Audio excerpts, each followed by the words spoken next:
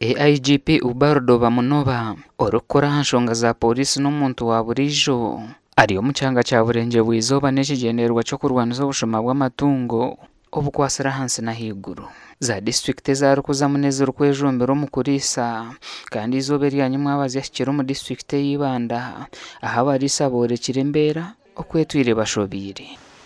ente nabajibaga bari on farm yanje bashubura hama gufa bajireta omuvera immediately waiza kugwa ukabusia polisi ukabusia ubukoti isahezo nawo kwa evidence ndio bakigaru tuina abantu bakushubulenya omuntu tabona abashisha bashatu n'ubukazungu ndo bashubulenya biza kwatente yona bagishumbura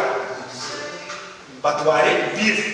okuchondoza nukoreka ngo bushumo bwinji ente nizitorogwa kasese kandi obundi enyama nibazivugira umukaniza amate katukuza kusegenga checkpoints zitu ngutukwata bashumalente ubani mungu batipinga buri cya don't know. AIGP Bamunoba nenzarwa yibanda kandi ashoborire nawe okuyakwasirweho habushuma maje umuntu wa mwibenti itana hatoje mutirana kubeja ente aje baje utemu fama ganye ntu nje nyangoro ndikuserevye mko kujandeti nje mko yenyangoro ente munji akasese washaka wasitema tindi twatwaraye nga when we have suspects here, sometimes relatives go behind police, they negotiate, and you find they are negotiating without us getting the knowledge,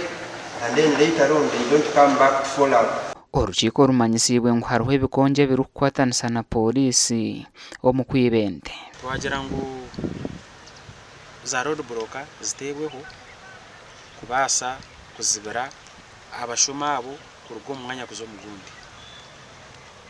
ekindi twagira ngo hariho patrols ubwo ashabere polisi obutagaruka kuhereza bond umushuma wente wena nk'uko president yahabwire Gashakwa Timothy Mushabe.